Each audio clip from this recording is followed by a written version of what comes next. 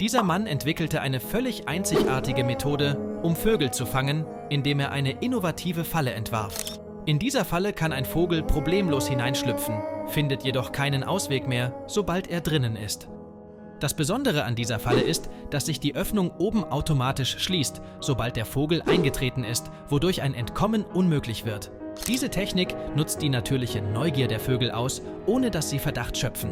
Abonniere den Kanal, wenn er die Vögel freilassen soll.